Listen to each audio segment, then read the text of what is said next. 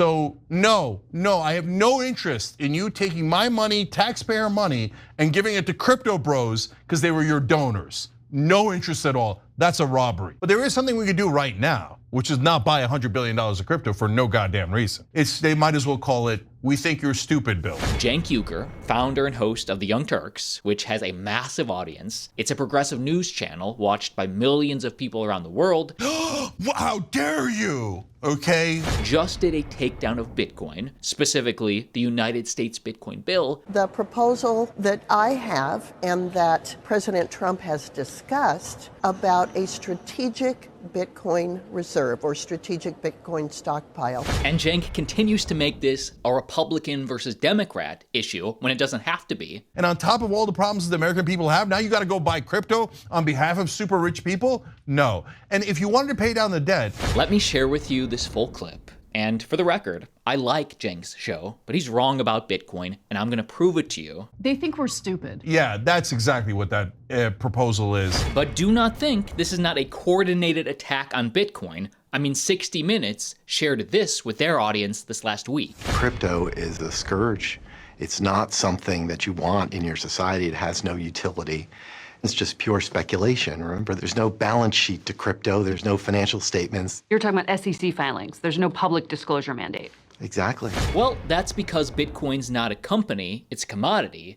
And that was former SEC official, a guy that has authority, John Reed Stark, educating the 60 Minutes audience why Bitcoin's bad. But the other part that people don't really talk about enough are the dire externalities that are enabled by crypto. What do you mean?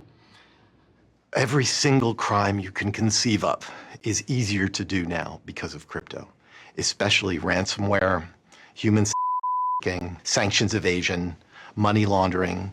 North Korea is financing their nuclear weapons program using crypto. And somebody sent out the message to keep the price low, or attempt to keep the price low, as this was also on MSNBC just yesterday. And in the new Congress, a Senate Republican, I want you to please pay attention to this. I know you want to tune out, but please don't.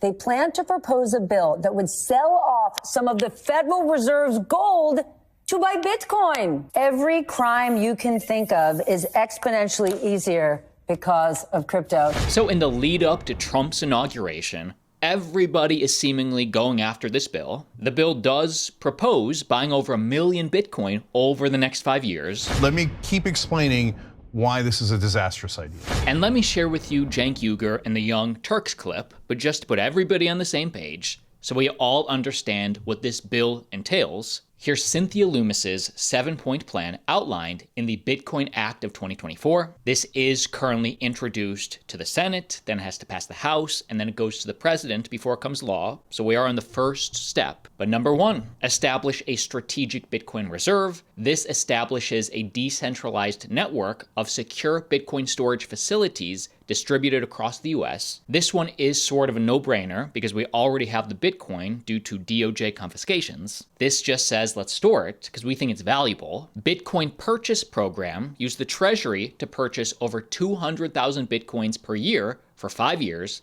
1 million BTC will be bought in total and held for a minimum of 20 years. But if you don't dump it there, it's gonna crash later. This one is the most contentious. Cenk will tell you that. The other parts of the act are as followed. Proof of reserves system, basically an audit.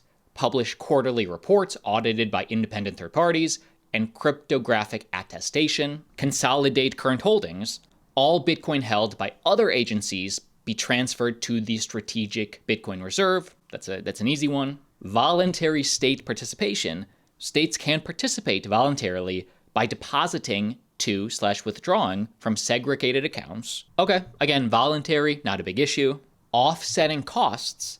The first $6 billion of the Federal Reserve's net earnings each year will go to the strategic Bitcoin reserve. So I think number 6 and number 2, actually using money to buy Bitcoin, I think that's sort of the big issues. And then protect Bitcoin property rights.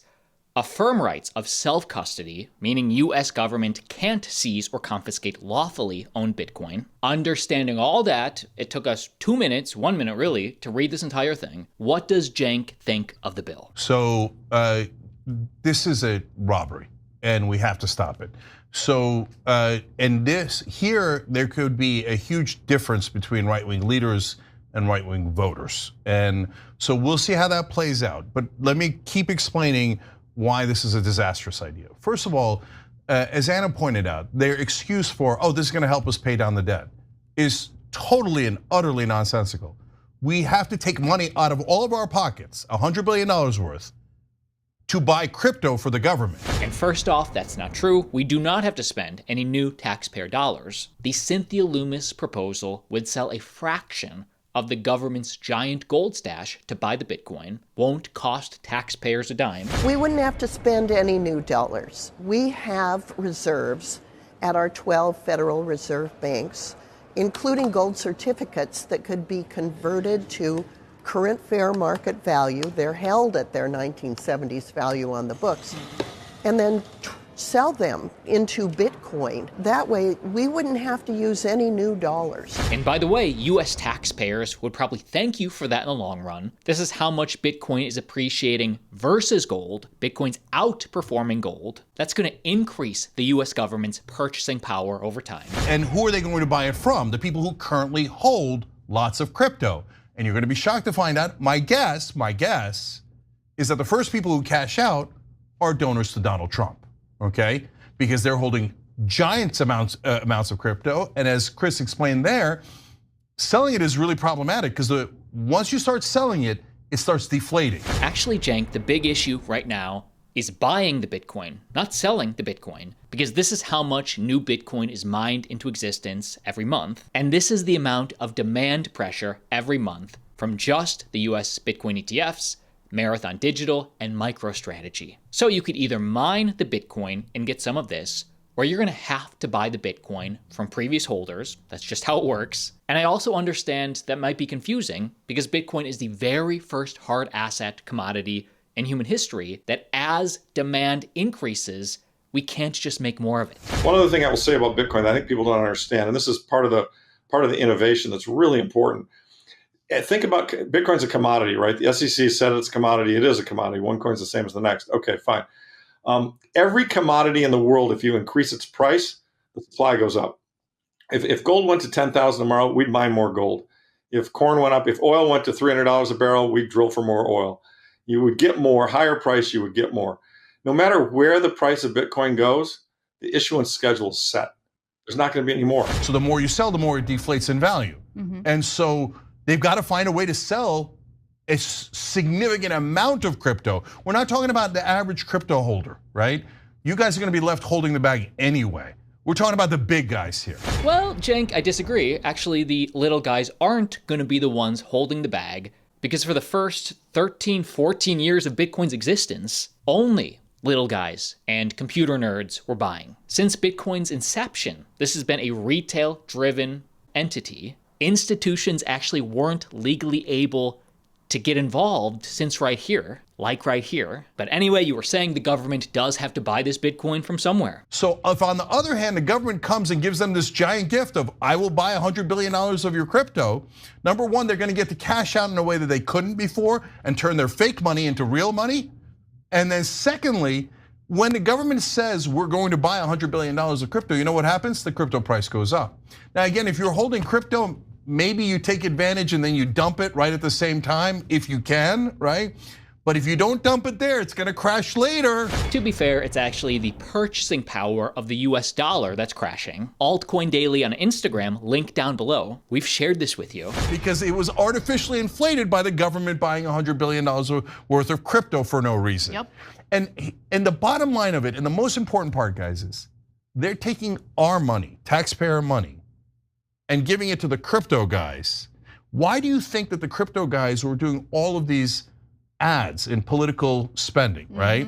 Not only do they support Republicans, they also supported corporate Democrats in primaries against progressives. Hey, I like a lot of progressive candidates, but maybe it's because progressive channels like yours aren't educating the masses on why something like Bitcoin could be valuable. In this last election in the House, we got over 278 pro-crypto candidates elected. That's well enough for a simple majority if any/when any vote takes place. Also 20 pro-crypto candidates elected in the Senate. This tells you that much like the internet back in 1999, it doesn't have to be politicized.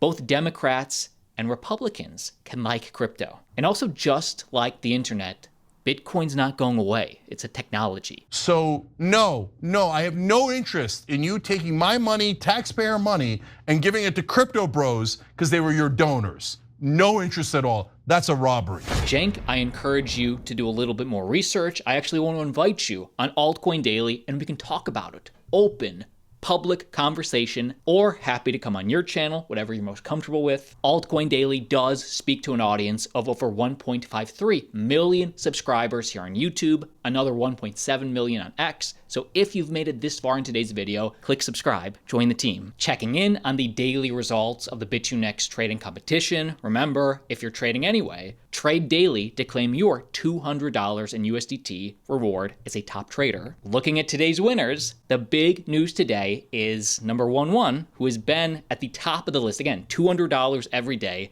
He's been at the top of the list. Finally, at least for one day, is now second. He only won 150. Again, this is all going to you, the Altcoin Daily audience. Link down below. It's a pretty easy UX UI to trade with. That is the video. Like always, see you tomorrow.